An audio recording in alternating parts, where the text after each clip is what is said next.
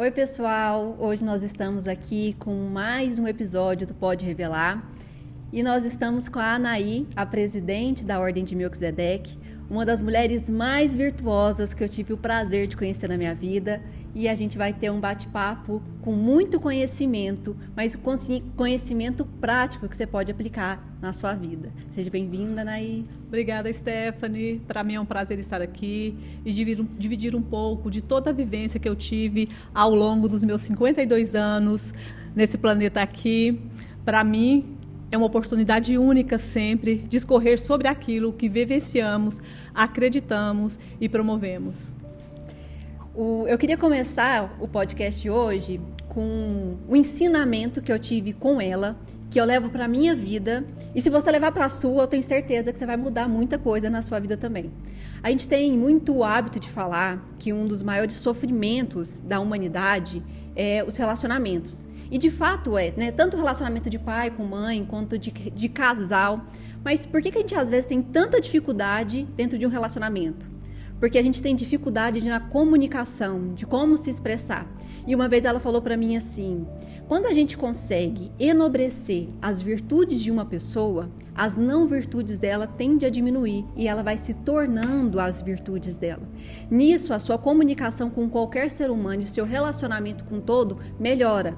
E de fato isso melhora, porque hoje quando a gente começa a ver a comunicação das pessoas, como é que as pessoas se comunicam, né? Geralmente você acha fácil lidar com uma porrada, com uma humilhação, mas às vezes é difícil a gente aprender a receber um elogio, a gente fica sem graça, porque ninguém nunca exalta as nossas qualidades. A Anaí, ela já faz 20 anos, né, Anaí, que está na Escola de Conhecimento. Sim.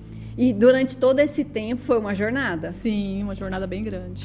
E como que para você foi a descoberta dessa comunicação? Porque desde que eu conheço ela, a comunicação dela sempre é muito boa e é sempre muito cativante. Se você conversar com ela hoje, você vai achar que você conhece ela a vida inteira e você vai querer já morar com ela. Mas fala um pouquinho pra gente da sua jornada desses 20 anos. Então, eu acredito que por uma parte a gente vem pronto e a outra parte a gente vai sendo lapidado ao longo das nossas experiências na nossa caminhada. Eu sou casada há 31 anos, tenho 3 filhos e, para mim, voltar ao meu passado de quando eu tinha 2 anos até hoje é como viver tudo ao mesmo tempo. E, ao mesmo tempo, eu vivo o dia de hoje, eu consigo separar uma coisa de outra. Talvez por isso seja tão fácil para mim esse entendimento da comunicação, mas é um caminho árduo. Mas a gente observa como a vida acontece, porque é observando a vida que a gente vê onde o caos se faz e a dificuldade do ser humano na interpretação daquilo que é falado e de como é. E dentro disso vem todas as crenças limitantes, ao qual nós temos por memória celular e por convívio diário com qualquer pessoa. Eu acho que o primeiro ponto que eu observo muito já é quando os pais engravidam, porque eu falo, os pais engravidam junto. E quando alguém descobre ali que está trazendo ao mundo uma vida, é aquela festa, aquela comemoração, aquele êxtase, muita felicidade. Isso vai passando e vem o chá revelação, e hoje é um evento, né? Porque hoje é mêsversário, hoje já não é mais só o aniversário. E ali você vê o primeiro ponto de estrangulamento, quando o bebê nasce. Quando a pessoa começa a lidar com aquele algo novo, que agora o bebê que estava ali na barriga, que era acariciado, desejado, começa a chorar, ter muita cólica, não deixar os pais dormirem, parece que o amor tende já estar numa balança. Parece que o amor já começa a diminuir. O pai se estressa, a mãe se sobrecarrega, parece que aquele amor já começa a diminuir, a criança começa a crescer, a mãe já percebe que agora ela já tem algo dependente dela ali, existe um ser, e querendo ou não, agora é para sempre. E a criança começa a pegar as coisas e de repente ela abre a mão porque ela está descobrindo algo novo e ela deixa cair. E normalmente é muito raro você ver um casal de pais que tem a paciência de entender que é o aprendizado da criança. Normalmente já começa a repreensão do filho. E aí já começam os pontos de estrangulamento. E uma grande dificuldade ao longo da vida é que, às vezes, o pai, por amor mesmo, e na intenção de ajudar, ele suprime um pouco o filho. Porque a gente tem que estar do lado, colocar limites, Mas a gente tem que estar ali para acolher e mostrar. Não falar, eu sou seu pai, eu sou sua mãe. Porque, para mim, quando eu ouço um pai olhar para um filho e falar, cala a boca que eu sou seu pai, eu penso, oi? Quem é o mais velho aqui? Quem já vivenciou mais experiência aqui? O pai.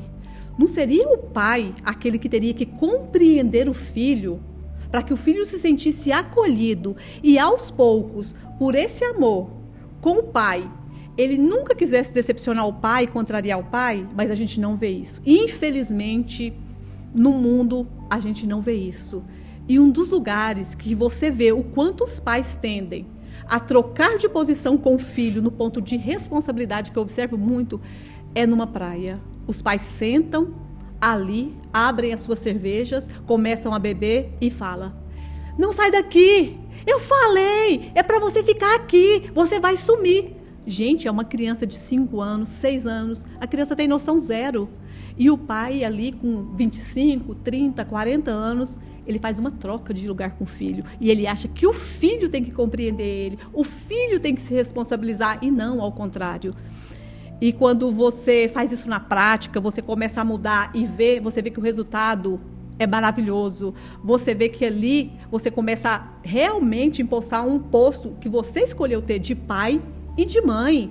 E assim você vai convivendo e você vai criando e isso vai. E isso vai em tudo que é relacionamento. Relacionamento de namoro, por exemplo.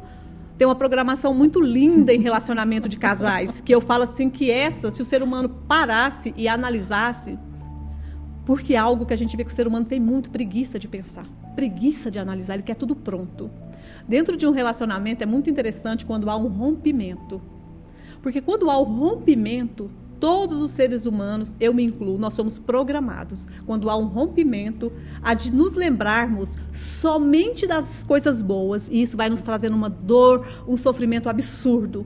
E o mais interessante é que quando estamos juntos, somos programados a focar somente na não-virtude e as não-virtudes desaparecem. E talvez daí venha o estrangulamento de um relacionamento.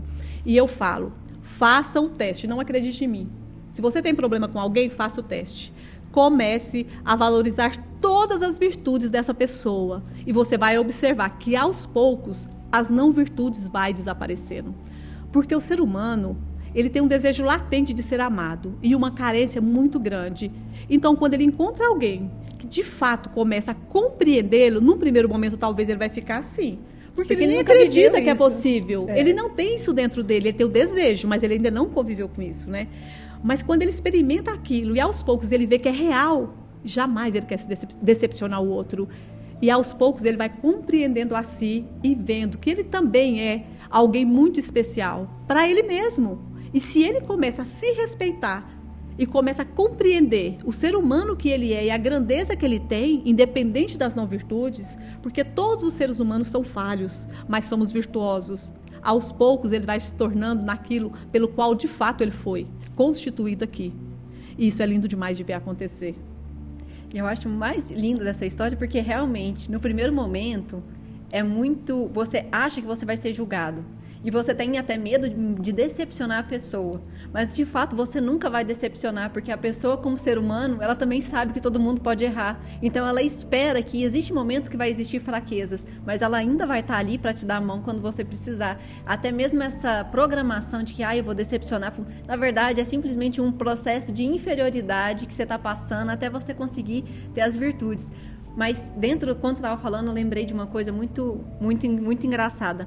Quanto mais conhecimento a pessoa tem, mais ela deveria ter a capacidade de abster desse conhecimento e compreender o próximo. Mas, na verdade, é o contrário. Quanto mais conhecimento as pessoas têm, mais ela quer fazer a outra pessoa engolir a verdade dela, porque ela acredita que a verdade dela está mais próxima da absoluta. Quando, na verdade, o maior sempre tem que entender o menor nesse processo da compreensão, que é o servir. Uma das outras grandes virtudes que eu acredito que você tem e eu vejo no dia a dia, a capacidade de servir e que não é tão simples.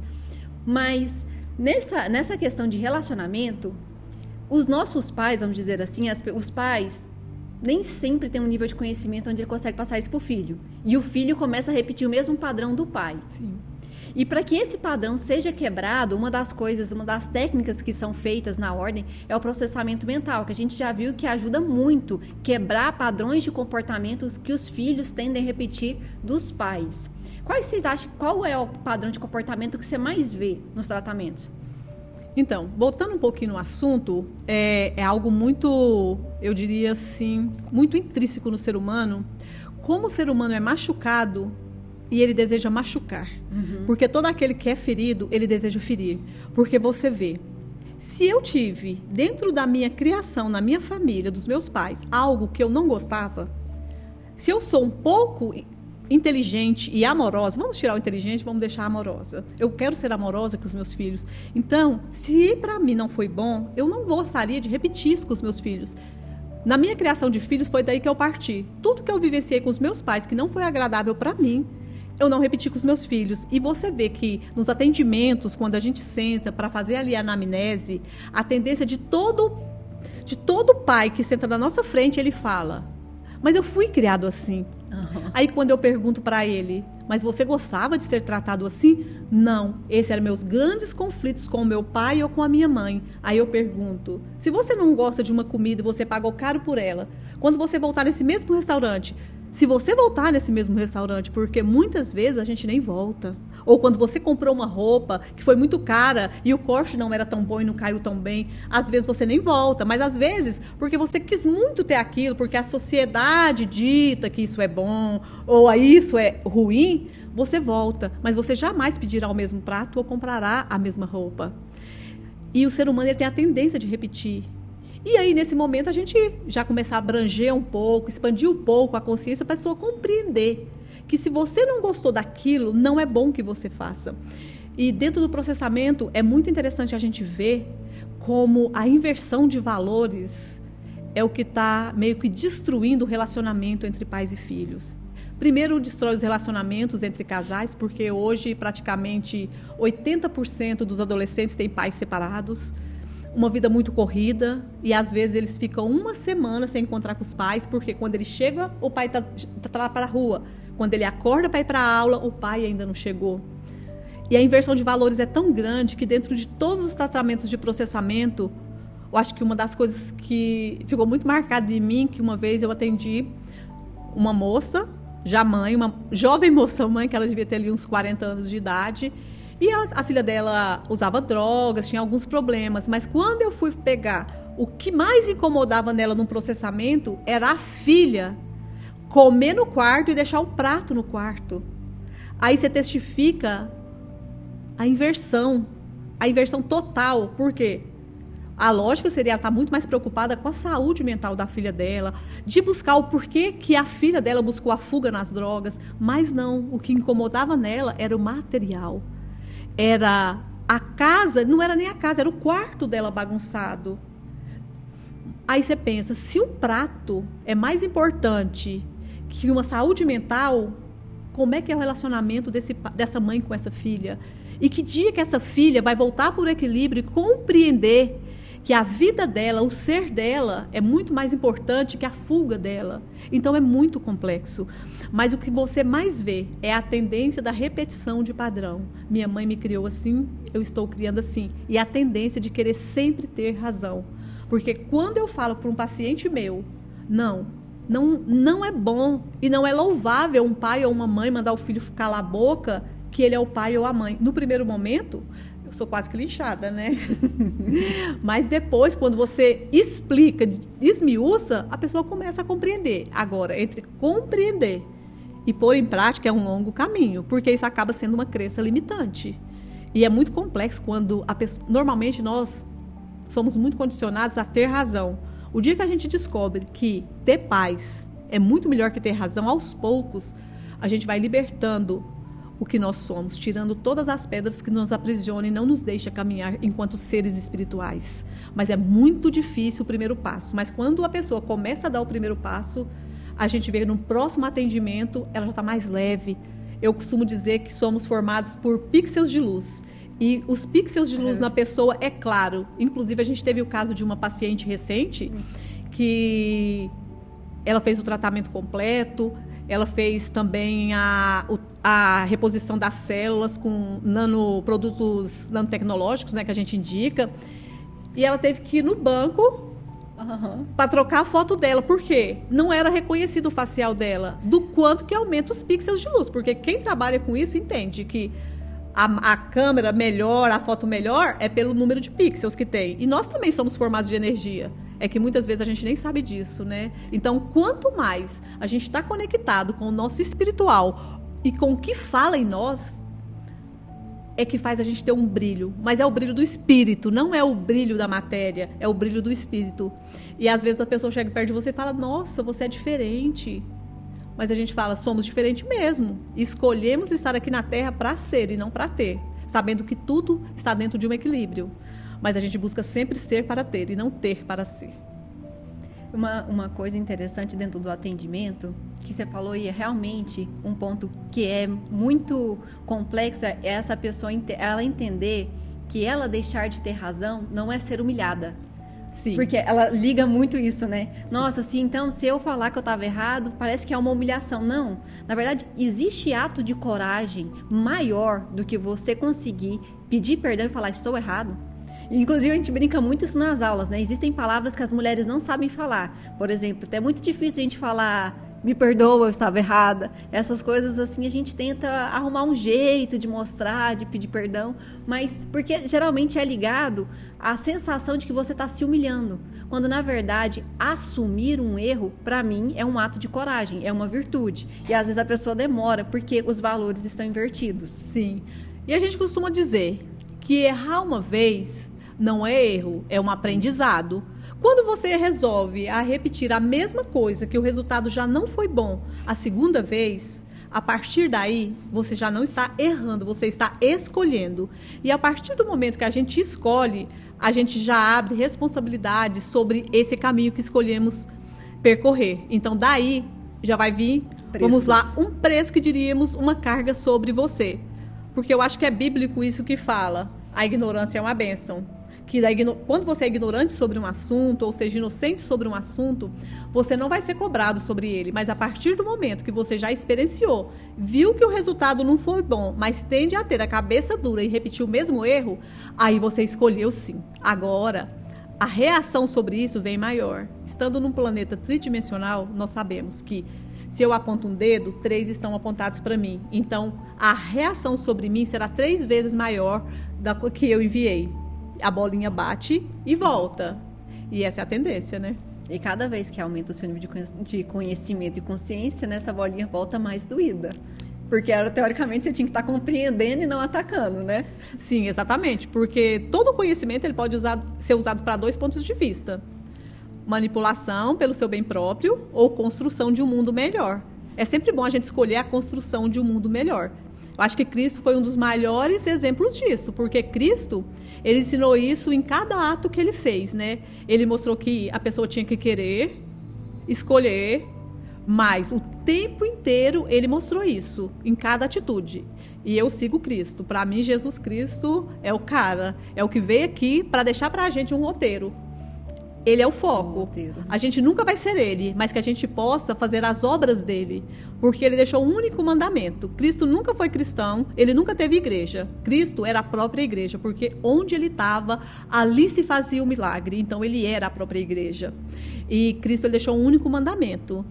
Amar a próximo como si mesmo e Deus sobre todas as coisas. Então, do que adianta eu estar com os meus filhos bem criados, com a mesa farta, se eu sei que o meu amigo está passando por um problema financeiro, ele não está tendo comida. Se eu não for amorosa ao ponto de ajudar aquele que está do meu lado e sofre, de nada adianta o que eu faço para os meus filhos. Porque eu costumo dizer, amar quem a gente ama é muito fácil. Amar quem não ama a gente, aí sim você começa a mostrar suas virtudes. Porque talvez, mostrando para essa pessoa que é possível, ela tem uma escolha. Ou ela vai ignorar você e não vai querer esse amor, e aí já é uma escolha dela e você não tem problema com isso. E tem aqueles, sim, que escolhem ser sábios e falar, ei, é uma oportunidade, eu vou seguir. E você consegue ainda ser luz na vida dessas pessoas. Isso é muito lindo. Então, sempre eu promovo uma ação. Agora, a reação que eu acredito que é o único livre-arbítrio que nós temos na Terra, aí já é individual para cada um. Porque, às vezes, a mesma luz que edifica e ilumina é a mesma luz que para uns cegam. Porque tudo depende do nosso ponto de vista. E o nosso ponto de vista está diretamente alicerçado no nível de amor e compreensão que nós carregamos em nós. A sua medida, a minha medida, é sobre o que eu compreendo e o que eu amo, indiferente do que o outro vai achar. Porque se a gente preocupar com o que o outro vai achar sobre o que eu faço, eu de nada sei e de nada faço, porque eu estou condicionada a uma aprovação. Não. Que todos os dias, ao colocarmos o nosso rostinho no travesseiro para dormir, a gente tenha certeza que demos o nosso melhor ali, independente se foi ou não o que o outro queria. Porque o aprendizado é de cada um. E o meu melhor, às vezes, não é o que o outro esperava. Mas que isso nunca tira a nossa paz. Porque, na verdade, se temos a certeza que dizemos sim todas as vezes que poderíamos ter dito sim, e dizemos não todas as vezes que poderíamos ter dito não, deitaremos a cabeça no travesseiro e dormiremos sossegado, independente do que o outro acha. E isso é entrar no estado de paz. Lógico que na Terra não vivemos a paz plena, mas podemos sim experienciar o que é um estado de paz. E o estado de paz é a certeza de que todos os dias demos o nosso melhor, independente do que o outro acha. Porque voltando no livre-arbítrio, isso é um ponto de vista meu, pelo meu aprendizado como Anaí. Eu acredito que o nosso único livre-arbítrio é a nossa reação sobre a equação que nos é proporcionada aqui na Terra. Porque eu acredito sim que a gente não tenha destino, mas a gente venha com predestinações sobre situações para aprendizado. E eu acredito que ao receber uma ação sobre mim, boa ou ruim, ao meu ponto de vista, sendo que tudo é bom e justo aos olhos de quem nos criou, mas para mim, enquanto sensação de emoção, eu posso achar boa ou ruim, é para enaltecer quem eu sou. E a minha única colheita como aprendizado aqui pelo meu livre-arbítrio é o resultado, a minha reação sobre isso. Então, para mim, eu acredito que o único livre-arbítrio do ser humano é a reação sobre os problemas apresentados. Porque se de fato tivéssemos livre-arbítrio na totalidade, escolheríamos todos os nossos dias, o nosso roteiro, e ele seria cumprido com louvor tudo. Eu não conheço na Terra ninguém que determine o que vai acontecer. Muitas coisas conseguimos sim determinar e acontecer, mas muitas coisas fogem à nossa mão.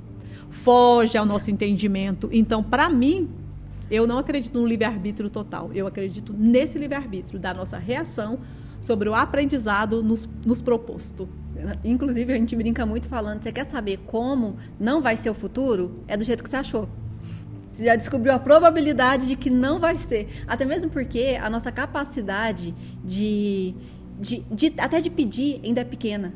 Porque muitas das vezes a gente recebe, vamos dizer, de Deus ou de algo maior, algo até mesmo maior do que a gente pediu. E a gente até limita o nosso futuro dentro de algum desejo ínfimo, perto da grandiosidade daquilo que a gente já merece pelo preço que a gente paga. Tem muitas coisas que a gente fala na aula e que eu acho válido trazer para o podcast, é que se você parasse para pensar, talvez o que Deus queira saber de você. E é o que a Anaí está falando, talvez Ele só queira saber a sua capacidade de amar. Mas a sua capacidade de amar é proporcional à sua capacidade de sentir dor e continuar sem descontar no próximo, porque aí você perde o amor. Porque, na verdade, você só ama o próximo quando você ama a si mesmo. E você só ama a si mesmo quando você se conhece. E, às vezes, conhecer as suas não virtudes e todas as coisas que você deixou o mundo te emporcalhar, dói e é um sofrimento. A maior dor que a gente carrega não é sobre o que o outro faz pra gente. Sim. É sobre quem nós nos tornamos mediante ao que nós somos de fato. Porque deve ser horrível para um espírito olhar para um corpo e imaginar, pra que eu me tornei isso? Pra gente ter uma dimensão, talvez seja para você olhar para um animal e pensar em voltar a ser um animal. Esse é um ponto de vista de um espírito pensando que está dentro de um corpo. Pensa como é difícil imaginar isso e pensar que talvez você abriu mão de todas as suas virtudes, questões de ser, para colocar na frente tudo aquilo que você pode ter no planeta. Que voltamos no caso lá da mulher, que tem a questão da filha e tudo. Essa grande inversão de valores, buscando o ter e deixando o ser, é que talvez fez muito da humanidade se perder, né? Porque nesse momento foi quando a gente deixou de ter a família como a coisa mais importante e ter a sociedade como um aval daquilo que a gente acha que é felicidade, né? Exatamente, porque o ser humano hoje a felicidade dele está condicionada ao que o outro acha. E enquanto você deixa a sua vida na mão do outro, ou seja, você dá autoridade para o outro sobre a sua vida, você nem vive. Você é simplesmente um fantoche do sistema. Você sobrevive, né? Sobrevive, sobre uma vivência. Um dia, quem sabe, né?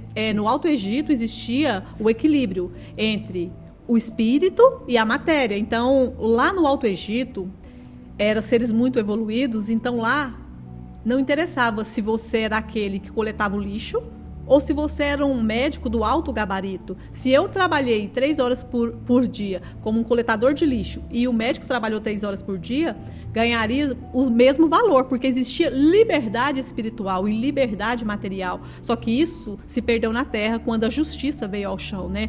E hoje a gente vive o que vive. Hoje a pessoa escolhe uma coisa ou outra. E o ser humano sempre está condicionado a dar a autoridade para o outro sobre a sua vida. Porque a pessoa fala, ai, fulano me irrita, fulano me estressa. Não, é você que tem o estresse dentro de você e a irritação dentro de você. Porque o dia que você vencer isso, ninguém te estressa e ninguém te irrita. Mas calma, gente, é um longo caminho, mas é possível para todos. Você só tem que morrer para tudo que você acha que é e redescobrir o que você é de fato, né? Porque se você resgata o que você é, você vai descobrir que você está sendo tudo, menos o que você é. Que entra naquela questão do ter e abster, né?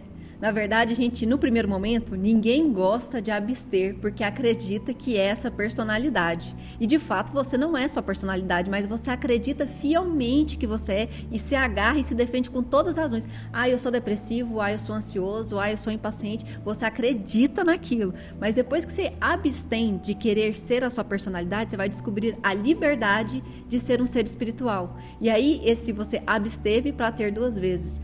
E somente quem é livre entende o que é paz. Enquanto você ainda acredita que é a personalidade, você ainda vai estar sobre uma verdade de um ponto de vista tridimensional. E é muito longe daquilo que você pode vivenciar como um ser espiritual. Exatamente. Sabemos que é uma longa jornada. E o mais interessante, um dos lugares que a gente mais vê o quanto o ser humano, desde que ele nasce, ele é condicionado primeiro pelos pais, depois pela escola, por tudo que tem aqui nesse planeta, aí é quando chega a faculdade, né? Na universidade, aos poucos, o ser humano ele vai percebendo que até ali ele foi muito condicionado a tudo.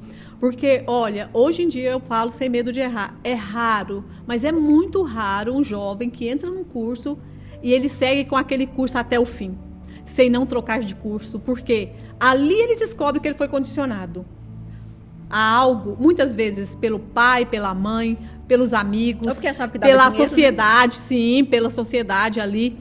E aí ele muda de curso. E alguns mudam 1, 2, 3, 4, 5. E aí depois ele abandona a faculdade e se encontra na vida. E muitos mudam 1 vez, 2 vezes e também se encontram na vida. Mas até essa decisão é muito dolorosa. Porque a gente nasce com muitas programações, né? A pessoa tem muita aprovação, né? E essas programações são provadas dentro da neurociência, que realmente o ser humano, a programação passa de geração em geração.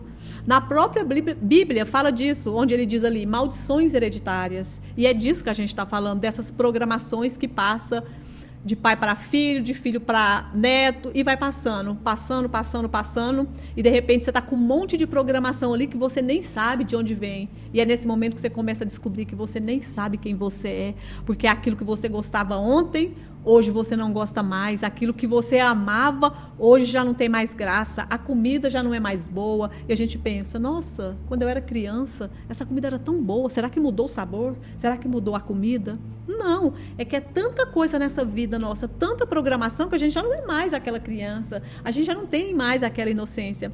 E a gente sempre fala, né, que se crescêssemos com todas as programações da inocência e da decisão que nós temos sem nenhum conflito das crianças, seríamos seres humanos realizados e felizes. Mas, aos poucos, a gente deixa de não ter conflito pelo conhecimento que a gente vai tendo, como foi dito lá no começo, o conhecimento também ele faz nos conflitar sobre quem nós somos. Uhum. E aí você vai vendo que você só juntou um monte de coisa dentro de você, ou seja, muitas programações, e você está perdido no meio daquelas programações. E aí a gente recebe pessoas novas, pessoas velhas e até mesmo criança de 9 anos com síndrome do pânico, com depressão, com ansiedade. Uns porque querem viver o passado e outros porque só querem viver no futuro.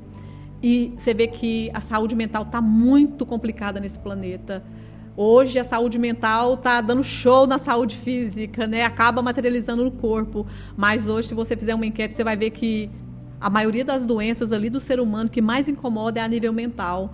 Porque é muito interessante como aqui a gente tende a tratar do nosso corpo, cuidar. Dá uma febre, é um aviso que tem alguma coisa errada. A primeira coisa, médico. Agora, quando você sente uma tristeza que você não sabe de onde vem, uma dor profunda, um desânimo, uma indecisão de não saber para onde eu vou, o que eu faço da minha vida, isso é a sua mente, a gente chama de febre mental. É aquilo que você é falando, ei, ainda tem chance. Mas não fomos condicionados nem educados para compreender acima do que é a matéria. E muitas vezes acaba chegando em clínica psiquiátrica. E muitos casos aí que você vê uma família inteira destruída, sofrendo, simplesmente por quê? Porque é o que Cristo dizia, por falta de conhecimento. Porque já está no físico, mas é a nível mental. E infelizmente aqui não temos nenhum aparelho para medir a mente. Mas conseguimos diagnosticar e pelo menos devolver um pouco do que é essa pessoa para ela, né? Um alívio, né? Um suspiro. É porque dificilmente você vai procurar alguma terapia ou um psicólogo, ou até mesmo um processamento, se antes você já não está nessa febre mental, já não está num estado onde você não está suportando. Sendo que no seu corpo, todos os dias você come, todos os dias você toma banho, todos os dias você limpa o seu corpo, mas a sua mente você não higieniza. Você vai negligenciando. Todos os dias você escuta desaforo, todos os dias você fala mal de você mesmo, todos os dias você escuta músicas que te programam para que você passe por níveis de sofrimento, até que chega num ponto que você vai ficando com pânico, que você vai ficando com ansiedade, que você vai ficando com depressão, e aí já virou tantas situações que você já não sabe mais de onde que veio. Aonde é que tudo isso aconteceu? Porque você ainda não entendeu que, na verdade, é a somatória de todos esses quadros de imagem te trazendo um resultado de uma vez no seu corpo. Então, você tem, às vezes, uma crise. Então, você fica, seu coração parece que vai disparar. Parece que não, dispara, parece que você vai morrer. Você fica com medo de morrer a todo momento. Você começa a sentir uma tristeza muito profunda. E você tenta lembrar do que é. Nossa, será que foi um momento tal? Será que foi um momento Y? Na verdade, são todos os momentos vivos em você, de uma única vez, te trazendo uma descarga. Que é, às vezes, o seu espírito falando, ei, calma, você não é só isso. Existe algo aí dentro, existe algo maior que consegue superamudar todos esses processos. Mas aí a pessoa vai ter que ter o primeiro passo e a primeira virtude, que é a humildade. E isso é uma coisa muito interessante. Ninguém recebe um dom para usar em si mesmo. Jesus, ele era uma pessoa que curava várias pessoas, sim, mas era um homem de dores. Por que ele não se curava? Todos os dons que nós recebemos é para usar em prol da humanidade. E às vezes, quando a gente está passando os nossos piores momentos, vai ser uma pessoa que vai nos ajudar. E graças a Deus, eu acho que uma das técnicas mais bonitas que eu vivenciei, que eu vi, que eu recebi, que eu apliquei, é o processamento. Porque é onde a pessoa consegue voltar a ser ela. É quando ela recebe um suspiro. E o que a gente mais escuta depois das sessões é: nossa, que alívio. Depois de um tempo a pessoa fala, nossa, eu carreguei isso tudo e eu não precisava. Era como se carregasse uma mochila pesada por muitos anos da vida e não precisava. E às vezes essa mochila que você carrega são de interpretações que você teve durante a sua vida que não fazem mais sentido para você hoje, mas você nunca teve, às vezes, a oportunidade ou um momento de ressignificar aquele momento na sua vida. Tirar aquela carga emocional que não precisava mais ter, porque você já tem um amadurecimento disso. Mas só que na época, às vezes você era uma criança, e aquilo para você foi um trauma muito grande. Mas se você precisa entender, mas quando o seu machucado está doendo, você quer cutucar para lavar? Não. Por que você vai lá no médico? Porque ele vai ter que dar anestesia, tirar seu machucado. Quando a gente passa por traumas, a gente também não gosta de lembrar. Sabe o que a gente faz? Finge que não existiu. Aí você tenta esquecer. Só que às vezes você tenta esquecer tanto que depois você começa a esquecer de outras coisas. Porque para sua mente tanto faz. Se ela interpreta que você quer esquecer dos momentos, ela não vai esquecer só dos momentos doloridos. Ela vai começar a se esquecer de tudo. Depois disso vira uma doença psicossomática e às vezes você começa a ter um início de Alzheimer. Mas quando a gente consegue voltar nessas imagens e ressignificando, tirando as cargas emocionais, você vai ver que não vai existir mais tantos quadros, tantas programações que vão te trazer o resultado. E aí você começa a controlar. Do controle, você vai começar a pegar o amadurecimento dessas imagens e aplicando na sua vida. Então você vai ter o quê? Uma nova conduta. Que é uma conduta igual a Nay fala. Às vezes a gente não tem livre-arbítrio, às vezes não. Eu também não acredito que a gente só tem o quê? A escolha sobre a ação que aconteceu na sua vida. Você não escolhe, às vezes, se você vai bater o carro ou não, mas você escolhe se você vai descer do seu carro, perguntar se o motorista está bem e chamar uma ambulância, ou se você vai descer do carro, pegar uma arma e atirar na cara dele. É uma escolha. A batida, às vezes, não foi, mas como você reagiu à batida, é uma escolha sua. Agora, e ainda é entre aspas, porque se você foi condicionado a sua vida inteira a fazer ter um nível de comportamento que você acha que é o certo, quando você bate o carro, você vai agir igual seu pai agia, que era igual seu avô agia, porque é como você acredita que é o certo, porque para você já não existe nenhuma outra possibilidade. Mas quando você conhece uma técnica dessa e você volta nos momentos que você vivenciou, por exemplo, um trauma de uma batida de carro, a próxima vez que você bate o carro, você, às vezes, tem um ímpeto de fazer o que você sempre fez, mas você para e você pensa, eu posso fazer isso, eu posso ter uma nova escolha. E você recebe a liberdade de escolher ser uma nova pessoa. E isso vai moldando o seu caráter no futuro, ao ponto de você tirar dos seus filhos uma programação que você teve a vida inteira. E isso é muito bonito, porque começa a mudar gerações, né? Exatamente. Tem uma frase do Einstein que define muito isso aí, mudar gerações, né? Porque eu acredito que é do Einstein, não me recordo muito certeza se é dele, mas ele fala: tudo aquilo que nós ignoramos não existe para nós. Então, quando a pessoa ignora aquilo, ela nem compreende ainda que é uma programação, né? E a Terra hoje, ela caminha do estado físico para o psíquico. Então, hoje as pessoas começaram a buscar isso a nível mental. E quando a pessoa começa a despertar para isso, é sobre muita dor já.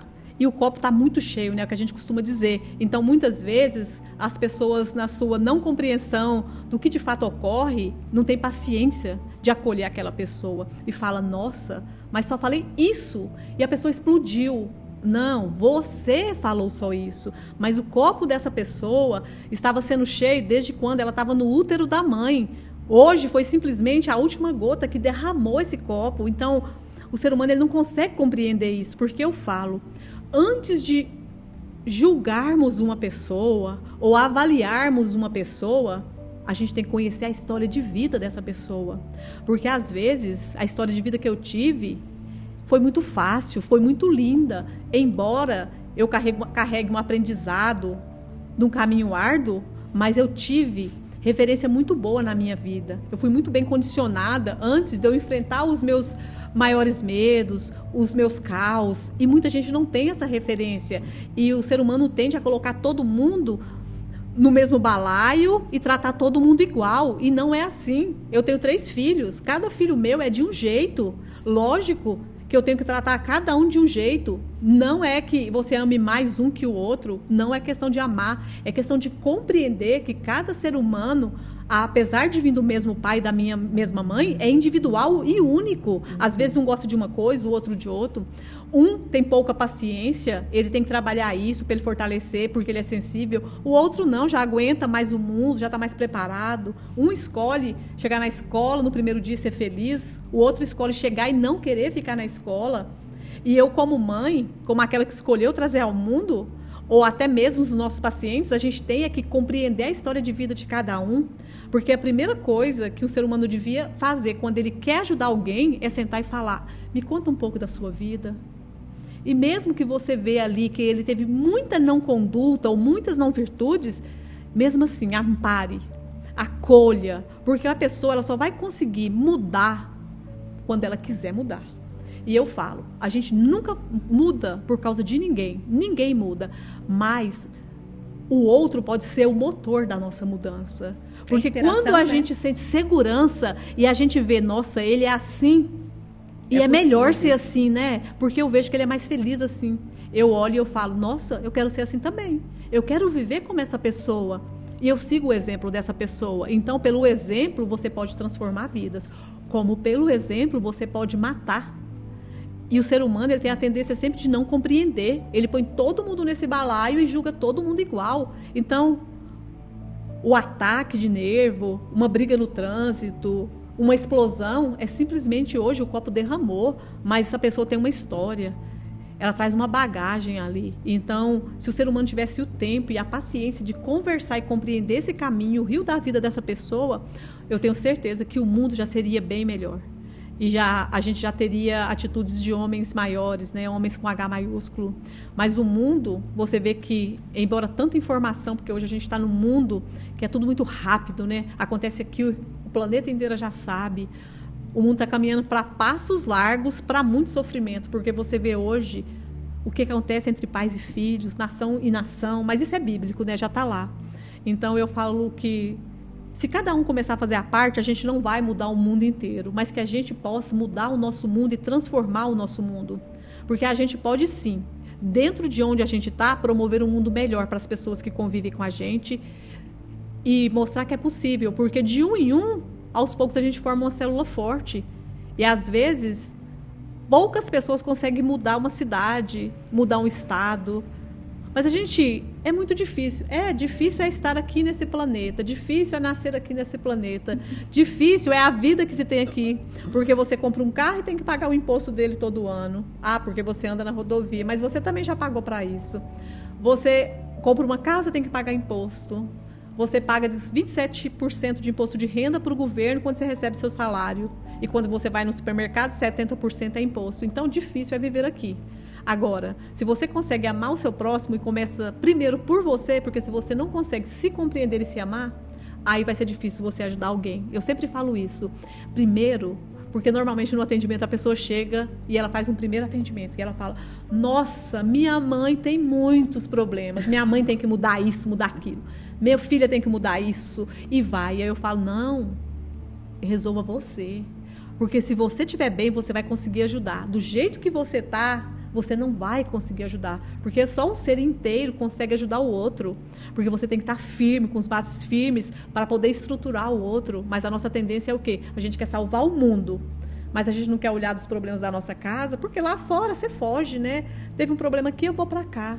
Ai, estressei aqui, vou para casa, não convivo hoje mais. Em casa não, em casa a gente tem que enfrentar todos os monstros. E eu acho que foi o grande laboratório a céu aberto que nós vimos sobre a dificuldade da convivência foi na pandemia da Covid, né? O ser humano separou muito, o ser humano teve muita dificuldade porque as pessoas tinham famílias e nunca tinha convivido. E a gente ouvia todos os dias relatos e mais relatos. Está insuportável ficar na minha casa. Mas por quê? Porque as pessoas, elas não conseguiam conviver com aqueles que diziam amar. Ali a gente viu onde estava o verdadeiro amor do ser humano. E isso mostra, né, meio que o panorama mundial do quanto é complexo e por que da família está tão destruída nesse planeta, né? A pandemia foi uma escola, né, para muitas coisas e quem sabe a gente não vai ter que viver isso de novo para amadurecer mais um pouco. Porque se tem uma coisa na nossa vida que se a gente não vence, não aprende, passa de novo, isso é um fato. E a gente fica repetindo esse ciclo até que gere o amadurecimento e o aprendizado, querendo a gente ou não, né? Ou se não, morre, nasce de novo, mas passar o aprendizado, uma hora a gente tem que passar. A tendência é cíclica, né? Então, tudo que acontece... Isso aí não precisa de ir longe, né? É só a pessoa começar a observar na vida dela que ela tende a repetir os mesmos ciclos, de ponto de vista diferente, mas as histórias que ainda deixam alguma dor nela, ela vai voltar de algum ponto de vista. Relacionamento é o mais visível disso. A pessoa termina um relacionamento, mas acha outra pessoa igual. Sim. Se não, só muda o sobrenome, eu mudo o nome, assim, nossa, fulano era ciumento com a roupa, mas agora é ciumento com rede social. Muda só um pouquinho da roupagem, só para você... Gente, tem um filme, assista, muito bom, chama Advogado do Diabo, que ele se transveste mostrando que o processo só muda para poder ver como é que é a sua reação. E às vezes a gente cai só porque mudou um pouquinho, ou seja, você ainda não criou aquele princípio, aquela verdade forte dentro de você para você passar pelo teste. Então você vai passar de novo. Mas o que eu estava conversando esses dias que eu achei muito interessante, não é que a situação que te incomoda vai parar de acontecer quando você viver ou vencer ela. Ela vai continuar acontecendo sempre na sua vida, mas como você venceu, ela deixa de ser importante. Então você nem conta como se aquilo ali fosse uma coisa relevante. Ai, nossa, me magoou. Não. É igual a Lois me falou, achei muito interessante. A roupa do neném. No primeiro momento, o neném coloca uma roupa, incomoda, porque é a primeira vez que a pele dele está sentindo a roupa. Depois ele vai acostumando com a contraexistência da roupa na pele. E depois você veste roupa todo dia e nem lembra mais que tá de roupa. É igual o processo. Você não vai deixar de ter problema na sua vida. Você vai ter problema todos os dias. Mas tem hora que você nem vai sentir mais eles, porque você já criou o quê? Fortaleza. Mas todas as vezes que a gente se depara com uma situação difícil, a gente tem duas escolhas.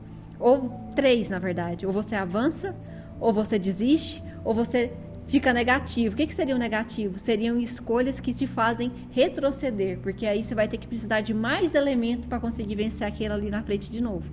Mas tudo sempre é uma escolha, né? Aquela pílula azul e a vermelhinha. Você sempre vai poder escolher qual é o caminho que você quer seguir. E o mais interessante é que eu falo assim, eu gosto sempre de pegar o que é macro, essa explicação é macro. E muita gente, quando ela tem a dificuldade de entender isso. Mas como assim? Eu venci, vai continuar a estar ali? Por quê? Porque isso é macro. Por mais que pareçam palavras simples, isso está no macro. Então, para quem não compreendeu isso ainda, parece muito... Como assim, gente? Eu venci, vai estar ali. Então, vamos lá. É como alguém que aprendeu a nadar. No primeiro momento, quando ele entrou na piscina, se ele não sabe nadar, ele vai afogar. Vai ter alguém ali para ensinar, vai ter a pranchinha de isopor, vai ter a professora, vai ter tudo. Aos poucos, ele vai vencer a resistência da água. Então, ele não vai para o fundo da piscina. Ele aprendeu a nadar. A água tá ali? Tá ali. A piscina tá ali? Tá. Ele aprendeu a nadar, não aprendeu? Sim. Mas se ele não nadar, ele vai afogar do mesmo jeito. Então, esse é o exemplo. A água tá ali, a piscina tá ali, tem o mesmo perigo. Você só vence isso e não afoga, por quê? Porque você escolhe ter a ação, você nada. Então, é a mesma coisa. Algo que me incomodava vai acontecer? Vai acontecer a mesma coisa, só que não vai me incomodar, porque eu venci a resistência disso. E é a mesma coisa como nadar, porque eu gosto de trazer sempre para a prática do dia as coisas para as pessoas entenderem. Porque como o ser humano ele foi condicionado a tudo muito ao contrário do que é, então, às vezes, o macro é muito complexo das pessoas entenderem. Um exemplo que eu acho muito clássico, que eu vejo muito em relacionamento, que o relacionamento, às vezes, é as coisas mais complexas, né? Porque são duas pessoas que teve duas criações e que resolvem fazer dar certo. Só que, no primeiro momento, existe um choque. Por exemplo, você vai casar. Talvez no primeiro momento seu marido vai deixar a roupa suja em cima da cama, toalha molhada, a tampa da privada, piriri, pararará, e a mulher vai brigar. Isso é o normal, você vê um monte de meme disso, eu acho isso engraçado. Ela briga e tudo e vira uma discussão dentro do casamento. Depois de um tempo, se ela consegue ter sabedoria de lidar com essa situação, vai passar o tempo, não é que o marido vai deixar de fazer coisa que irrita, mas ela já aprendeu a lidar que, na verdade, as coisas que o seu marido faz que te irritam, não é porque ele fez que te irrita, é porque você já estava irritada e precisava de alguma coisa para poder descontar e achar palpável a sua raiva. E só eu estar falando isso, já tem um monte de mulher que eu sei que vai ficar com raiva, porque é muito difícil você assumir que você, na verdade, está com raiva porque você não consegue controlar o que aconteceu no seu trabalho, você não consegue controlar que às vezes você não conseguiu perder um peso, você não consegue controlar porque você está frustrada, porque você não conseguiu malhar. Aí você passou por tudo isso no seu dia, viu a toalha molhada, aí a culpa foi da toalha molhada. Mas quando você começa a ter um pouquinho de autoconhecimento e de perceber os seus próprios sentimentos, você vai conseguir ver que nem sempre aquilo que você atribui como o grande problema da sua vida, de fato é o problema. Aquilo ali é só o motivo que você está encontrando, a forma que você está encontrando de extravasar o seu problema. Só que a problemática disso é que você sempre bate em quem você ama e quem você sabe que te ama. Porque quem você sabe que não te ama, você não vai bater, porque você sabe que a pessoa vai revidar.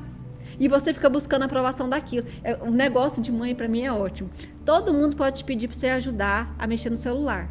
Você vai ajudar na maior paciência do mundo. Seu tio, sua tia, seu amigo. Quando a sua mãe pede, você fala, mãe, já te expliquei, é assim, assado. Por quê? Porque você sabe que sua mãe te ama o quê? Incondicionalmente. E ela vai continuar te amando incondicionalmente. Mas o outro, você quer a aprovação do outro. Então, você sempre faz por causa da troca, porque você quer barganhar alguma coisa, você trata o outro bem, porque você quer ser amado pelo outro. Pela sua mãe você não precisa, né? Você já é amado. Aí o que você faz? Tem uma reação assim com a sua mãe. Às vezes tem a mesma interpretação com o seu marido, só que isso é um valor invertido. Se você perceber que as pessoas da sua casa é o seu suporte, é o seu alicerce, e todas as vezes que você se sentir irritado com algo, você parar e perceber o sentimento que você tem e tentar encontrar a origem, metade dos seus problemas de relacionamento acaba. Porque você vai ver que você está sendo, às vezes, chata ou chato, desnecessariamente desgastando uma relação que não precisa. Ou seja, quando você percebe isso, você vai ganhando o quê? Inteligência emocional.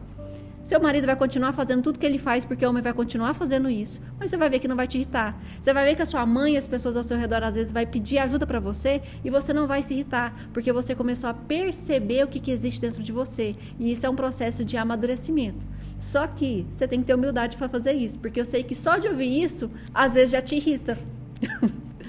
É que eu falo, né? Eu falo assim, às vezes não, isso é um fato. De vez em sempre? Você pegar a toalha e colocar no lugar não vai te custar nada. É 1 segundo da sua vida. Mas a carga emocional que você gera por não concordar que o outro não faça como você quer que faça, te adoece. As pessoas se tornam doentes por não aceitar as pessoas serem como elas são. Eu não falo de libertinagem, mas isso é uma coisa básica. E muitas vezes, quando você vai lá, sem falar nada, no maior amor do mundo, com a carinha boa, coloca no lugar, a pessoa vê, talvez chegue uma hora que a pessoa ponha. Ou talvez ela nunca vai pôr, mas talvez essa pessoa levanta todos os dias 6 horas da manhã para trabalhar e trazer o sustento para dentro de casa. É a forma dessa pessoa amar. Qual é o problema de pegar uma toalha e colocar no lugar? Qual é o problema de pegar um chinelo e colocar no lugar? Aí as pessoas tendem a destruir uma casa, não conviver dentro de uma casa, viver só a guerra, simplesmente por 5 minutos do dia que a pessoa gastaria para colocar algo no lugar. Porque se a pessoa deixou em cima da cama, é porque para ela não é um incômodo. Mas quem se sente incomodado se sente no direito de crucificar a liberdade do outro. E o mais interessante é que o que a pessoa cobra é exatamente o que ela está fazendo. Em outra vertente, mas é a mesma coisa, né? É a mesma coisa. Por quê? Porque ela não quer que o outro tenha a liberdade de ser como ele é, mas ela quer ter a liberdade que seja como ela quer. Ou ele também, gente, vice-versa. Não é só homem ou só mulher. Relacionamento de 2 homens também, de amizade, isso inclui tudo. Então, a nossa tendência é querer que seja do nosso jeito. E a gente fala que o outro desrespeita. Mas, na verdade, a gente já desrespeita. O outro, sobre ele quer que o outro de outro ponto de vista. Por quê? Por que eu acho que pôr a toalha na cama é errado e eu quero que ponha no lugar? E ele pode achar que é certo, para ele não incomoda. Só que a nossa tendência é crucificar o outro exatamente por aquilo que a gente está julgando. É uma troca. E você está fazendo a mesma coisa e falando, nossa, a pessoa é assim. Mas você está fazendo a mesma coisa quando você fala, nossa, a pessoa é assim. Porque para o outro pode ser uma ofensa você brigar exatamente por causa disso. Exatamente. Porque ele está aguentando, às vezes, muito mais coisa. Exatamente. E para ele, nossa, por causa disso. Então, sempre é assim. Exatamente. Né? É um filho que, às vezes, hoje não quer comer a comida no horário do almoço, ele quer comer daqui meia hora, porque ele não está com fome. E a tendência é, não, esse é o horário do almoço, você vai sentar e comer. Já começa a gerar um processo na criança que mais tarde ou vai vir uma bulimia, ou vai vir um ganho de peso excessivo, uma compulsão alimentar, que vai ter que ser tratada. Sendo que só por quê? Porque tem que ser na hora que tem que ser. Lógico, você tem coisas que você tem que seguir, tem horário para seguir? Tem, mas não custa ser maleável, não custa compreender para a pessoa se sentir amada e sentir que é bom também ter dias, ter normas, ter horário, tudo. Porque não é impondo. Eu não acredito na imposição, eu acredito na construção. E eu falo isso pelo que eu vivi. Eu falo que filho não tem manual, mas eu falo assim, mas eu acredito sim na construção, porque a construção faz pessoas fortes e educadas e pessoas com responsabilidade. E imposição gera pessoas suprimidas, com medo e indecisas. E hoje, se você fizer uma pesquisa aí com os nossos jovens, você vai ver o quantos jovens são indecisos, o quanto o medo impera. A pandemia foi assim, escrachar do medo que as pessoas tinham. Porque lógico que foi algo muito diferente, foi, mas assim, não tinha que chegar naquele nível de medo das pessoas dentro da própria casa, era pânico, né? A gente vê que o nível de processo mental e doença mental quase que triplicou durante a pandemia. Por quê? Porque o ser humano, ele já vive esse medo, né? E é pelo medo que ele é manipulado. Então, é muito complexo. Então, se você consegue formar uma pessoa forte, lógico, ela vai ter medo, ela vai passar por todos os processos emocionais que o ser humano passa, mas ela vai lidar com isso de uma forma mais tranquila. Ela vai ver que é possível vencer e ela não vai ficar presa nesse ciclo, nesse loop, né, do medo, de não conseguir. Tanto que você, às vezes, conversa com uma pessoa, ela fala, tenho medo de decepcionar meus pais, tenho medo de não ser uma profissional maravilhosa. E acaba que, às vezes, o medo não deixa a mesma pessoa ser quem ela é, né? Isso também, dentro do processamento, é muito tratado. E a gente vê resultados, assim, maravilhosos. Tem uma coisa que você fala e eu acho que é válido pontuar aqui, tanto para ajudar pais e filhos, e até mesmo você que, às vezes, passou por essa situação, só de você ouvir essa conversa, só de você se identificar com algumas coisas, já são travas que são tiradas de você, que você começa a perceber que são gatilhos que foram colocados, foram programações que você aceitou, mas que você não precisa assumir isso pro resto da sua vida. Você falava muito que não dar responsabilidades para a criança é uma coisa importante, porque toda responsabilidade é ancorada à liberdade. Então, quando você coloca responsabilidades demais sobre uma criança e um adolescente, automaticamente ela quer ter um nível de liberdade muito grande. E o pai quer podar a liberdade. E isso faz com que ela se torne o quê? Um revoltado. Isso gera uma rebeldia, porque ela vai querer viver a liberdade, sim, porque a cobrança da responsabilidade já existe, né? Sim. É porque eu acredito assim, a criança tem que sim ter responsabilidades, mas responsabilidade de cada fase da sua existência. Compatível, né? Hoje a tendência das pessoas é já vestir uma criança de 2 anos como um adulto, é já falar que é lindo o namoradinho na escola, só que daqui a pouco a criança vai começar a entrar na fase adolescente. O bonitinho de 2 anos de idade já não vai ser tão bonitinho assim mais, porque agora já vai gerar uma certa preocupação. É como tem hoje crianças de 8 anos. Eu não falo de pessoas que têm uma condição social difícil e que os filhos têm sim que ajudar nos afazeres de casa. Mas eu falo de pessoas que têm uma condição social boa, que não há necessidade de o filho ter uma responsabilidade de lavar a louça todo dia ao invés de estar estudando. Eu acho que o estudo é primordial. Eu acredito que o estudo é o único legado que você deixa para o seu filho, porque a roupa de marca acaba, o carro importado acaba, a casa maravilhosa acaba, isso tudo a gente pode perder, mas o conhecimento adquirido ninguém tira. E eu falo, uma pessoa bem formada, pelo menos o dinheiro por um sustento, por uma vida digna, ela vai ter, e ninguém nunca vai roubar isso dela. Eu nunca vi ninguém quebrar ou falir de conhecimento, mas de matéria eu vejo todos os dias da minha vida, e as pessoas louvam muito o status que vai mostrar para o outro, né, na sociedade. E eu acho que a gente tem que louvar muito o conhecimento e o legado de conhecimento que você consegue promover para o seu filho, porque eu acho que vale muito mais você investir o seu dinheiro numa boa escola, numa boa faculdade, do que numa roupa de marca ou num carro importado para mostrar para a sociedade. Lógico, se você puder ter as duas coisas, maravilha. Mas isso é uma realidade muito baixa no nosso país, muito baixa. Então, as pessoas louvam tudo muito ao contrário, né? E eu falo dessa irresponsabilidade dentro da faixa etária de cada um, porque hoje você vê crianças de 13 anos namorando como adultos, ela nem entendeu ainda qual é a vivência dela, o que ela quer da vida, e você vê essas mesmas maturidade emocional para lidar crianças, porque eu falo, 13 anos hoje é uma criança, porque aos 16 elas já estão frustradas e decepcionadas, e elas começam a falar que homem não presta, que relacionamento não presta. Por que vem a frustração? Porque ela nem se conhecia, ela nem compreendia quem ela era, porque eu costumo dizer que ser adulto é muito diferente de ser maduro. E as pessoas confundem muito isso, porque hoje as crianças, elas já nascem adultas. A criança, com você der um celular, rapidinho ela consegue entrar, mexer e achar alguma coisa interessante. Então, hoje eu falo, o chip já está novo, a programação está nova, as crianças já são adultas, mas maturidade a gente só adquire ao longo da nossa existência. Com experiência. E isso é provado cientificamente. Não adianta ninguém achar que não é assim. Vai pegar estudos do mais profundo que você vai compreender. Maturidade só vem pela experiência vivida. Então, não adianta pensar que o seu filho de 10 anos vai chegar na academia e pegar 100 quilos de peso. Ele vai lesionar ele inteiro. E assim é na vida. E existem muitos pais que, como uma forma de punição, impõe regras. A mãe ou o pai está lá deitado, descansando no final de semana e fala para o filho, você vai ter que lavar, arrumar a casa, fazer isso, fazer aquilo. E como uma forma de dar responsabilidade, porque acha que se não der essa responsabilidade, o filho vai se tornar um vagabundo lá na frente. Mas, automaticamente, quando você gera uma responsabilidade além da faixa etária da criança, logo ela ganha a liberdade proporcional à responsabilidade. Então, você vê crianças de 10 anos tendo responsabilidade de adultos de 18. Só que ela não tem ainda maturidade. Então, ela vai querer ter essa liberdade. Ela vai falar, se eu posso fazer, eu posso ter. E ela começa. É aquele filho que não aceita as regras do pai e da mãe depois, quando ela entende que ele sempre vai me aceitar. Não é para sair de casa, você não tem idade. Ele sai, ele volta de madrugada, ele sabe que o pai vai brigar. Tem pai que ainda bate no filho hoje em dia, que eu acho assim, para mim, absurdo. Você falar que você ama tanto uma criança quando está na barriga, depois ela cresce e você, por não conseguir educar seu filho, você bate. Você espanca seu filho e aquele amor, então, já não era mais. Porque aqui entra um negócio que eu observo muito na vida, que é muito importante, dentro de atendimento e dentro da vida, porque eu sou uma pessoa que eu adoro conviver com o mundo e eu adoro entender onde é que acontece a vida, é ali que a gente conhece o ser humano, porque eu falo, sente com o filho de uma pessoa separado do pai e da mãe por 10 minutos que você conhece essa pessoa. Porque o filho, ele sempre fala sobre o pai, aquilo que tem no coração dele, por tudo que ele vivencia.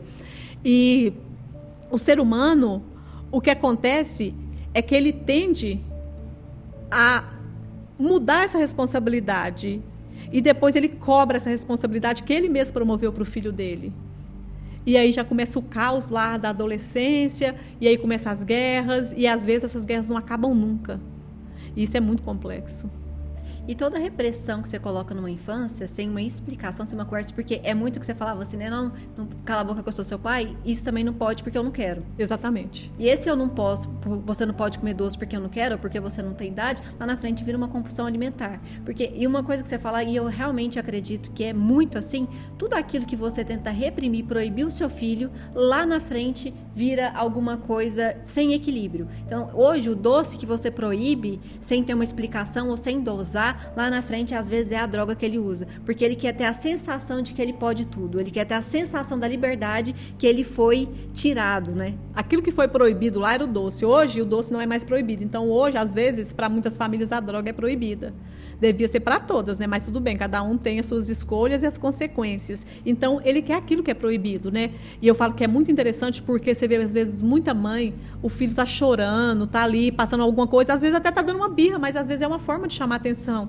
E a mãe grita, a mãe briga, a mãe cala sua boca, para de chorar e tal, tal, tal. Mas o mais interessante é que uma mágica acontece. Porque nesse momento a mãe está brigando, porque ela não tem tempo, porque o filho não compreende, o filho não é educado. Mas acontece uma mágica com essas mães ou com esses pais que eu falo assim, nossa, devia colocar uma câmera e mostrar. Acontece uma mágica se esse telefone dessa pessoa toca. E do outro lado tem um amigo ou uma amiga chorando ao telefone falando, hoje eu tive um dia difícil, descobri que meu marido me traiu, ou minha empresa está no vermelho. Sabe o que acontece nesse momento? Ela não manda a amiga dela calar a boca, nem o amigo. Isso é interessantíssimo. Sabe o que ela... amiga, quer vir aqui? Quer que eu vou aí? Não, não, calma. A gente vai conversar, isso vai se resolver. Ei, é muito complexo. Acho sim que você tem que acolher o amigo, mas você tem que acolher ainda mais seu filho. Que você é responsável, você escolheu trazer ele para o mundo e ele escolheu também ser seu filho. Mas aí você vê que já não é a falta de tempo, é a falta de percepção do ser humano sobre aquilo que ele vive, sobre o que é família, sobre o que é afeto. Porque onde você vê o amigo ser mais importante que o filho, você vê que está tudo invertido. Não tem como falar que não está invertido isso aqui. E eu falo, nunca acredite em nada que eu falo. Observe na vida e teste. Porque eu falo, eu também não acredito. Eu acho que tudo que vem pra gente como conhecimento tem que ser testado. Quando você testa na sua vida e vê que o resultado é bom, aí se torna uma verdade sua. E eu falo, o ser humano hoje ele não tem verdades. Porque hoje ele acredita nisso, amanhã ele acredita naquilo. Tanto que ovo, uma época, fazia mal e matava, hoje ovo é o melhor alimento. Isso é só para provar que isso é real, sobre todos os pontos de vista. Não é só na educação, não é só no emocional. Em tudo. O ser humano na Terra, um dia isso é ótimo, isso mata. Então, a gente sabe muito bem como é que funciona aqui. Mas, teste. Se você testa, você constrói sua verdade, ninguém toca na sua verdade, porque eu falo, aquilo que se torna verdade para você, se alguém descer na sua frente e falar, eu sou Cristo, isso não é verdade. Você fala, tudo bem, para você não é verdade, mas para mim é verdade. Porque aquilo que você vivenciou e coletou a experiência e você tem certeza, não tem como trocar. Isso é uma verdade. Só que o ser humano, ele só coleciona incertezas e dúvidas. E ele não constrói verdades. Por quê? Porque ele quer agradar ou a sociedade, ou o amigo, ou qualquer outra coisa, mas ele esquece do primordial e do principal, agradar a si mesmo, porque é o que eu digo, quando a gente nasceu aqui, a gente nasceu sozinho, mesmo gêmeos, gente, nasceu cada um separado, e o dia que partirmos daqui, cada um vai partir sozinho, então a gente só leva o que a gente viveu e construiu dentro do ser,